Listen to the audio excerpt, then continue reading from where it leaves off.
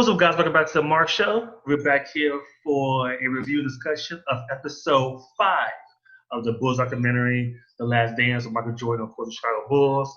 So tonight I have my boy, Anthony. We're going to discuss it. Jason Burke was out tonight, which is okay. So we're going to go ahead and jump right into it. So, Anthony, what is one word to describe episode 5 tonight, in your own opinion?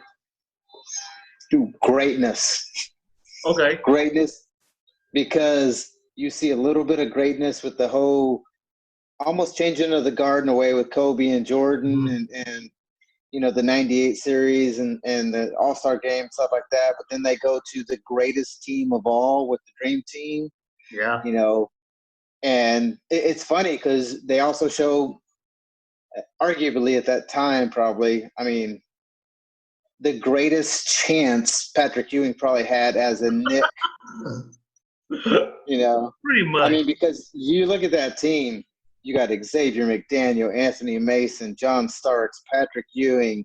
I mean, they had a team. Yeah. And they just couldn't pass the greatness of Jordan. No, not even close.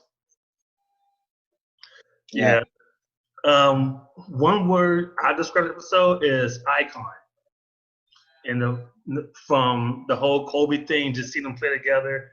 And honestly, even though I know he told Gabe Payton and Sean Kemp at the All-Star game that, hey, we may see you at the final again, I think in the back of his mind, he wanted to play the Lakers. He said, I see you down the line. I think that's who I think they both knew what that meant. He wanted to play the Lakers, and that's that team there.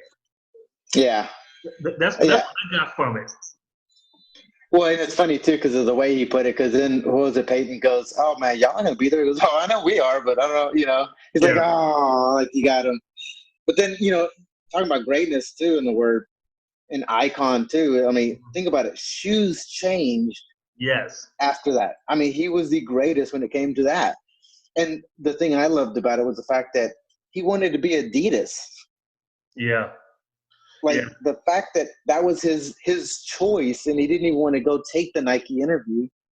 And it comes back to his mom was the one that said, "You're going to take the meeting." Yeah. You know, and just the icon of, like I said, the marketing, besides the shoes, like Gatorade, McDonald's, everything that you could think of to put his name on, he is going to take advantage of that. And he just, it was crazy during that time. And one thing I didn't know was David Falk was the one with the idea of Air Jordan. I didn't know that. That's very interesting. That it was his agent that said, "Hey, think about it this way, Air Jordan." Homeboy's like, "That's a nice ring to it, Air Jordan." I'm like, "Oh, okay." Yeah, think about that trivia. Like, how did Michael Jordan get the nickname Air? And it was technology from a shoe. Yes, pretty much. Because they were coming out with the Nike Airs, and they're like, "Oh yeah, Air Jordan. He jumps high. Okay, yeah, we can do that." But you think about it. In high school, he didn't have Air as a nickname. Like, it wasn't until then. I would have thought, like, since high school, he's been jumping higher than everybody else, and like he's just always in the air. You get it from technology of a shoe. Yeah, because like I said, he wanted Adidas, and everyone had Converse, which everybody had Converse back in the Chuck Taylors. Yeah, Chuck Taylors too. Yeah. So, but yeah, he's like, nope, I want Adidas. He's like, his mom was like, no, boy, you gonna go to this meeting? That was pretty funny. Well, the funny part about it is Adidas couldn't do anything with them. No. Like, essentially, Adidas became like Blockbuster. Because think about, Blockbuster was supposed to buy Netflix. Mm-hmm. I mean, they had the golden goose. I mean, Jordan wanted to be Adidas. Yeah. Nike was, as they said, Nike was just a track shoe. Yeah. And now you look at it, and Nike's, I mean.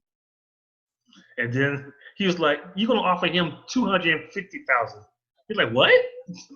Like, who's this guy? Like, why? And that first year, that was it. Oh. It blew up that first year. Whoever said that you're going to offer him $250,000, on both sides. The guy who said you're going to do that and the guy that said, yeah, we'll do it, are geniuses now. Yeah, definitely. And like I said, icon from the just that dream team. Oh, what was I watching? I think it was another documentary about the Bulls or somebody about the practices the dream team had. Like, I don't think it was. I don't know if it was filmed or what, because I remember hearing like, "Hey, those practices was more intense than the games they played in by far." It, and I remember seeing something like that too, because they were talking about how, you talk about Jordan's dunk where he went up one side and then back the other against the Yeah, Lakers and all the different dunks he did throughout his career. They said like there was a dunk he did in one of the practices that was far and above everything else that he had ever done. And I'm sitting there thinking they had it on film because I saw it tonight. yeah. Like they had a bunch of those where Magic was talking crap, and I always heard about those games where they picked everybody else and they said like Christian Laettner, you just stay on the bench over there. I remember that. Yes, and Larry Bird's like, "I'm out of this." He's like, "I'm over here." Larry Bird did not want to be part of none of that. But you talk about icon and greatness again. Like I look at the Dream Team, and I remember when that first came out. I remember I was like, I think I was going to be a freshman in high school, and I'm like, "Where's Barcelona? I want to go to Barcelona." Like it was one of those. Was like being naive and crap, thinking like I could just I want to. That's going to be great. And the second part of that was remember thinking, why did he get on the team, Christian Laettner? Yeah, I'm like, oh, and then finding out how it happened, I'm like, okay, it makes sense. Because I mean, think about it. If they would have put Shaq on that team, mm-hmm. that would have been the 12 greatest players, on a certain team. I Yeah, mean, Christian Laettner in college was a beast, yeah, but and it made sense why they did that with Laettner. But you look at the icon. I mean, that's the only flaw on that team. yeah. Pretty You much. know, what'd you think about the part where they talked about how secluded Jordan had to be? Like, you're talking about icon, I'm talking about greatness, and like it really shows like what it takes to be great. Like he Yeah, has no time to himself. He yeah, has like in that hotel room was the only time that he was free. yeah. Because once he left the hotel room, like you saw the swarms. I mean, and I know I'm the swarm. Mm. Oh I yeah. did, It was. He can't get away. He couldn't get away at all. He couldn't and get it's away. like they're talking about the games and like whenever he was playing and they didn't know if he was going to retire and how the ticket prices went up or Mhm. the tickets sold out stuff. I still remember going to Jordan's final game in Dallas Oh when he was really? with the Wizards, Oh okay. and I bought my ticket for $100. And I Hmm. was like, oh, and on the ticket it showed $10 is what the price was. Oh really? They had marked it up that much. I was literally at the very top. That's I great. mean, the wall, like the walls right here. Yeah, yeah. I was at the very top of the arena, Hmm. looking down. I paid for a $10 seat, $100 just so I could see Jordan his final game. I ended up sneaking down to the bottom, and I saw Jordan, Ewing, and Oakley all talking on the court, and I was probably 50, 60 feet away from them. That's I'd awesome. snuck down to the thing, and like that's as close as I ever got to Jordan. That's awesome. Now speaking of the dream team, so because Michael said it wasn't him, who do you think it was that didn't that said Isaiah Thomas couldn't be on that team? Who do you think it I was? mean, I think I think you remember when the Dream Team pictures came out, they had like all the pictures of the Dream, Yeah. like all the players, and then Mhm. they had just Jordan, Bird, and Magic. Yeah. I mean, they laid it out perfect on who it was because Isaiah had problems with all three. Pretty much. Yeah. Yeah. So So it was one of those that I'll guarantee Chuck Daly fought for him until they were like, dude, Magic, Bird, and Jordan, like And I I think it could have been to the point where like Larry and Magic was probably the ones talking, and they probably threw Jordan's name in there because I kind of believe him on him saying, "Hey, like if you don't blame me, that's fine, but it wasn't me. I didn't do it. It was his name in my mouth." I think it was more like Magic Larry. Hey, he has problem with us too. He has problem with MJ. He has problem with all these guys. He's like, "Well, where I come in there? Don't put my name in this. Yes, we have issues, but like I'm not part of this. This is between y'all." That's what I think may possibly could have happened. But he's like, it is what it is. Oh, I think it's one of those that Jordan was maybe the deciding factor in the sense that Larry is like, hey, whatever. Magic was probably saying, "Oh no, you know what? Look, you can ask Michael," Yeah. and putting it that way, and then Barkley and all of them probably are like, I don't care either way, or there had to be some kind of hierarchy to where they said that because you look at the Dream Team in '92. Mm-hmm. If you look say 7 years beforehand, it was the Celtics, the Lakers, the Pistons. Yeah. How many people on the Dream Team were on the Pistons team? None. Just the coach. Oh, okay. Yeah, coach. Yeah. Think about that. Yeah. But they were the bad boys. They were the against, like you saw in the previous docs where they did the thing on the bad boys and how they were perceived and what they did. Yeah. They're like the University of Miami whenever they went into that one bowl game where they were in fatigues. Like that's how the bad boys treated the NBA. Yeah. So I do find it interesting. They won back-to-back titles right around that time. Mm-hmm. And not one person was on the Dream Team. Nope, not one. Yeah, that was crazy. Now, during that time, because I remember I had these.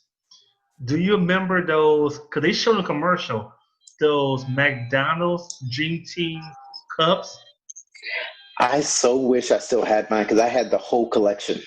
I remember having. I think it was just. I know I had Jordan. I know I had Magic. I don't think I had Bird. I may have had somebody like maybe a Patrick Ewing or Karl Malone, that kind of deal. But yes, I remember having maybe 3 or 4 of them.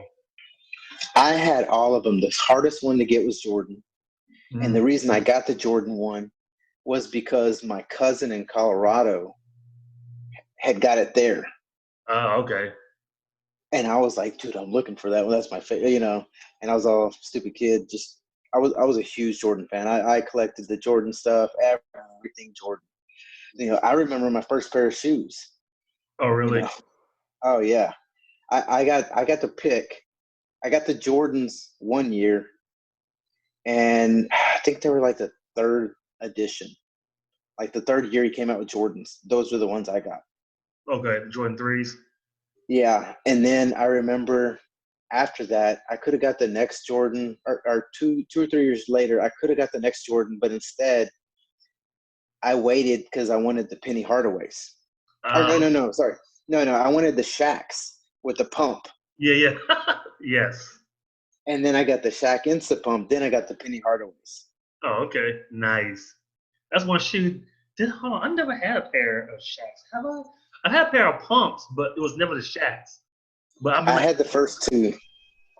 Because you had the Shaq one where you did it like this yourself, and then the second one you had to buy the Instapunt thing. Like I remember put it in there. Yeah, I remember that thing. It was like a little nozzle, like this big. Yep. Like CO2 just. Yeah. Man, okay. What I guess back in the day they couldn't say Tony Kukoc's name correctly. Did you notice that? We said, dude, Tony Kukoc, or like what? And think about it, man. I remember watching the Dream Team games, and I remember feeling bad for him that first game.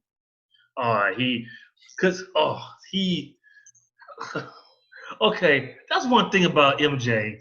He used anything for motivation. He makes anything dealing with Jerry Krause. If it's tied to him, he's used as a motivation. Oh, you stole you so popular about this guy here. You can't pay Scottie Pippen? Okay, I'm gonna handle that one. Pippen, me and you look like what? Oh But like think about this. If it wasn't in a way for the hatred of, would Jordan have been able to get to the level that he got to? no, not even close.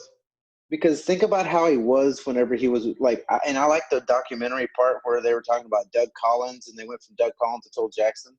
I Hmm. mean, think about it. They switched and did that after going to the conference finals. Yeah, And, Phil Jackson, it was really like more of a Jerry Krause move because he loved Doug Collins and Doug Collins let him do, and they did everything for Jordan. hmm, And at first, like Jordan even said, I wasn't a fan of Phil, but then Phil was smart, and that's where the genius of Phil came in, yeah, and kind of won him over. And you look at it and think about it, if they would have had a GM like Doug Collins, where he just kind of did everything Jordan wanted, how that would have affected Jordan, because that chip that Krause made Jordan and Pippen and all them have, like, yeah, yeah, he dismantled it at the end, hmm, but if they would have, if they could have kept that going, yeah, that was the perfect person to keep him motivated that way. Because yeah, I never realized how much how much he disliked Jerry Krause until I started watching this. yeah. Like, Like I knew it was because of negotiations and things like that, but I didn't know it started from way back his second year whenever they did that. I know, like he hated. He did not like him from a long time. Like he like that man got his him and Isaiah just hating each other to this day still. And Jerry Krause, I'm like, damn, dude, you just either you just petty or you just got some grudges that like you just like let it go sometimes. But you Well, know, and here's the thing with Jordan is like Jordan, is very, you could say petty or you could say vindictive or whatever, but like he gave one of the best compliments in a backhanded slap in the episode tonight, because he's like, yeah, Isaiah, I mean, look, I respect his game. Like, I'd say he's the number 2 point guard ever, yeah, behind Magic Johnson, which is a huge compliment, thinking about like all the other point guards that could be in that conversation. When hmm, you're talking about John Stockton, you're talking about, back in the day with somebody like Pistol Pete Maravich. hmm, Like, there's a lot of people for that second one, because yes, Magic is far and away the best point guard ever. yeah, But, the fact that Jordan said that Isaiah was number 2, like, I was like, dang, I would think his hatred would never let him give him any kind of compliment. yeah, and just with and it's the whole thing with Pippen. It is that lasted a long time. I think after a while that set on Jordan's nerve. Like, dude, like, come on, like, pay this man whatever, and you think about you gonna sign this guy. Like, come on, yeah, like you could tell Tony looked like a deer in headlights. He was like, what the hell is this? But that second game, though, he came out balling in that second game, the gold medal game. Yeah, and I hope they talk more, because here in a couple of episodes, you're probably going to see where Jordan retires and they do the 2 Bulls seasons, or season and a half, I guess, Hmm. with Pippen and Kukoc is kind of leading the team. Because Yeah, remember that game where Pippen sat on the bench and said, nope, I don't want to do it. And Kukoc ended up hitting the winning shot. yeah, So, I mean, you see, like, Kukoc was as advertised, I'd say, because he was 19 years old, or he was young at the time whenever he did that dream team. oh yeah, real young. You could tell, baby face, and Mm-hmm. you could tell now, like, man, you didn't age too well. Right now, either, buddy. Like, yeah, like you like stressed out. You could tell. Yeah. Which caught there's another thing in that whole, the next team, going back to that, like, it's funny, I got flashbacks just watching it of like that series, because Mhm. dude, the Knicks were a 2.0 version of the Bad Boys, I thought. Yes. When you talked about Xavier McDaniel, you talked about Anthony Mason, Charles Oakley. At the time, I didn't realize how close Charles and Michael were. Yeah. Because I didn't remember Charles being a Bull, to start. And I always saw him as a Nick. Doc Rivers was another one that was a Nick. Trying to think of the point guards. Greg Anthony. Yeah. John Starks. Starks was one of those that you love to hate. Pretty much. Because when he did that, I remember being so like, holy crap, when he did the dunk with the left on the Bulls team. Pretty much Jordan was right there. Did he get dunked on? I don't know, but he was on that poster. If you made that poster, he was on it. What's the rule? If you're in the shot, you got dunked on. Pretty much. Well, yeah, then of course, now going back to when they mentioned the Trailblazers. Oh boy, Clyde had no chance. Clyde, like he had zero chance. Think about that too. Like, there was a good possibility that you could have had Clyde Drexel and Michael Jordan on the same team. Yeah. Because they took Sam Bowie instead of Jordan. Like, could you imagine how those two would have been, like, on the same team? And if that was if Portland would have drafted him, I think at some point Clyde would probably got traded. See, maybe depending on how Clyde took it, but Clyde could have been everything Pippen was. Yeah, possibly. Yeah. It could have been a possibility. I know they played the same position and stuff, but I don't know. I look at it going, like, the possibilities. And me being a Maverick fan, I mean, we were one slot away from getting Michael Jordan. Because the year that he was drafted, the fourth pick in the draft was the Dallas Mavericks. Who did they pick? Who was that? Sam Perkins. Ah, okay. His other teammate. Yeah. But I'm like, golly, why couldn't the Bulls have needed a big man? So then they let it drop and we get Jordan. That's funny. And I love how this man motivation, it's like the night before games, he's out doing something the night before or the day before. He's always out doing something. He's not chilling and relaxed.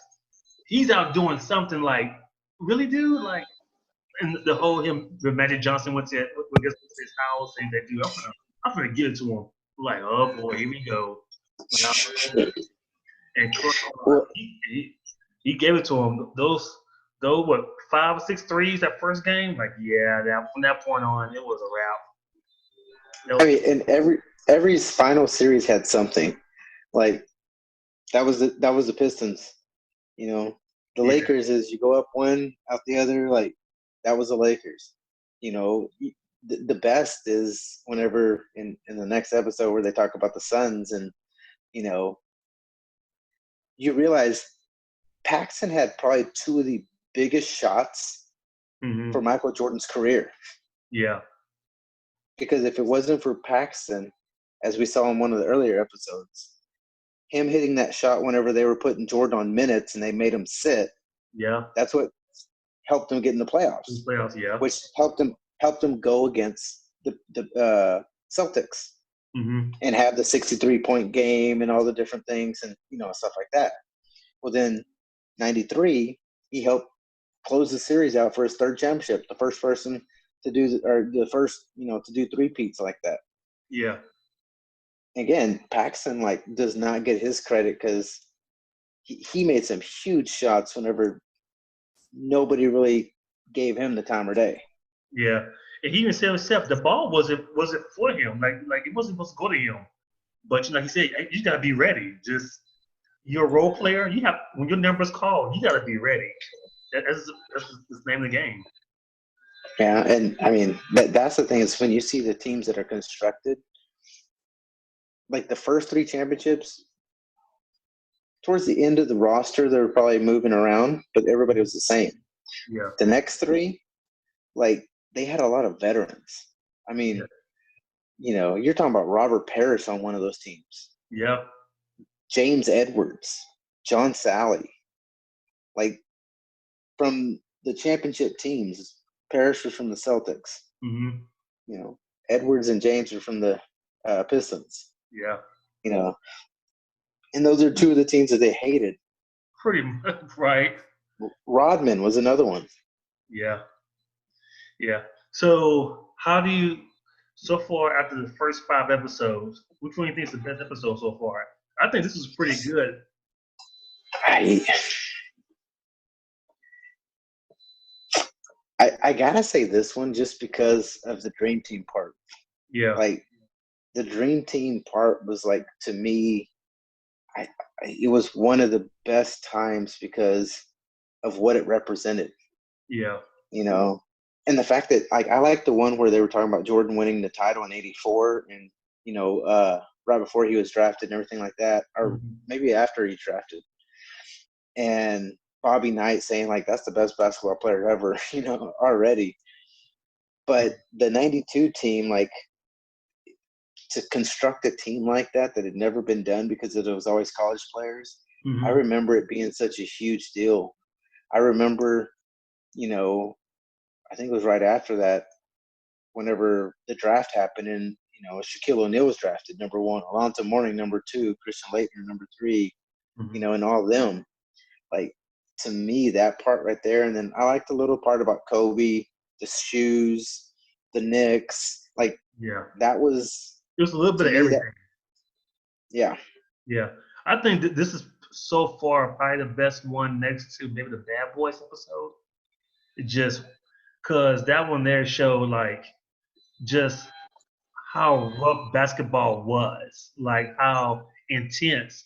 Because honestly, it's not like that today. It's not that intense like that it is at all.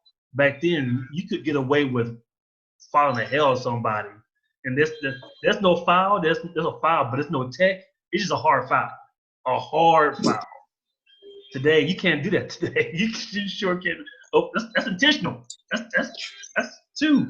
That's fragrant two. You out. Like so. But yeah, so far I think this is probably the best one out of all 5 so far. So See, the one that comes close to me is the one with Phil Jackson and his backstory, yeah. because linking how Phil and Dennis were so much alike. Mm-hmm. Like for me, I like that because I didn't really, I didn't put it together that way. Yeah.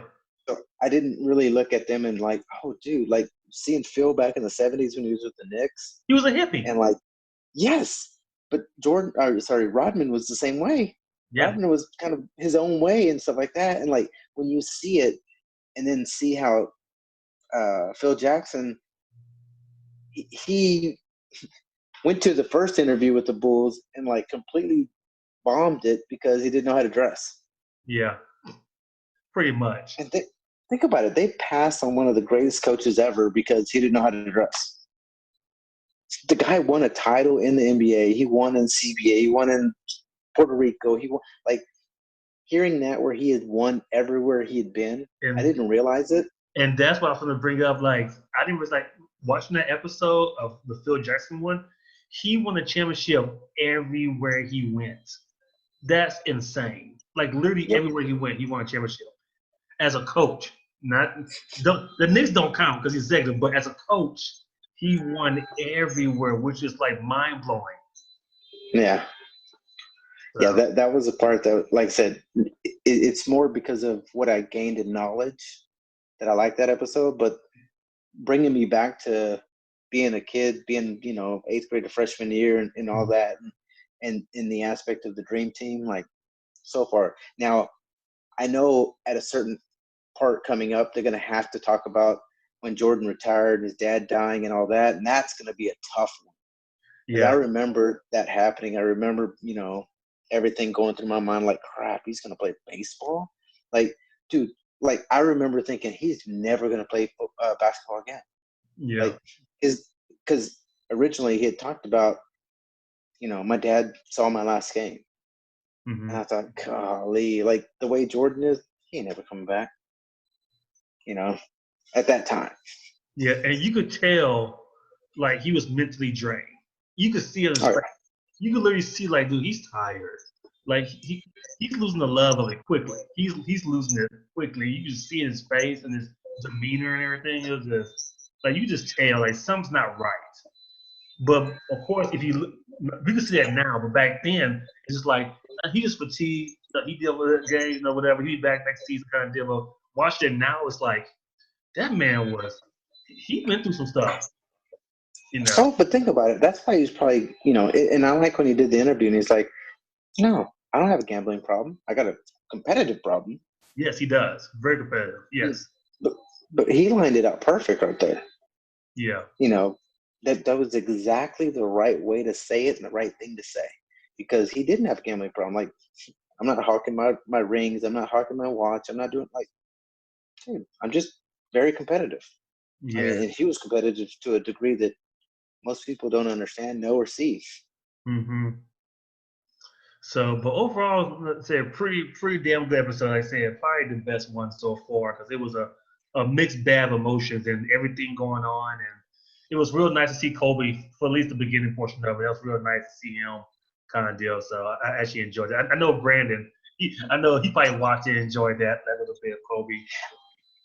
I'm hoping at a certain point they get into more of the role players and things like that. I know y'all talked about that previous, but I hope to see how, they brought Luke Longley in versus how they brought in Bill Cartwright, how they brought in drafting certain people like Pippen and Horace Grant, and like go into the detail of that. I know they said parts of it, like on the Horace Grant one, and the Scottie Pippen, but I get you saying, yeah, like there was parts of the documentary in the beginning where they kind of like maybe rushed through some stuff. Like they could have gone full in depth, but they did. They kind of like, okay, this happened. Okay, same thing like when they was it I guess the last episode where they talked about the Lakers, talking about the Bulls beating the Lakers for the first time. You beat Magic. It was like it was nothing. Well, and they even said it. It's like, yeah, like us beating the Pistons, that was our championship. Yeah. The Lakers, they were very competitive, and it was an honor to play. But that was ours, and it reminded me of like back in the day with the Cowboys. Whenever the Cowboys would play the Niners, like the NFC Championship was the Super Bowl, because whoever they're going to play in the Super Bowl, which both times it's the Buffalo Bills. Yeah.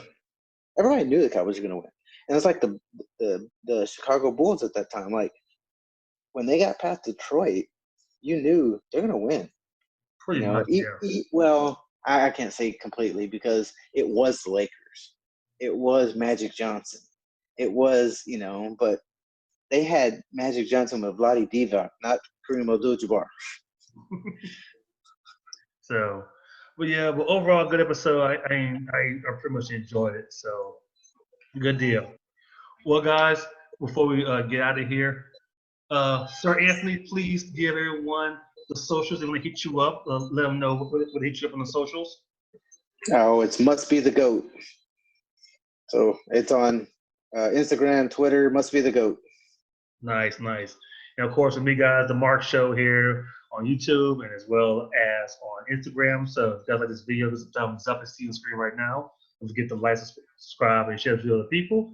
And of course, my baby Zoe. We'll see you next time. Peace.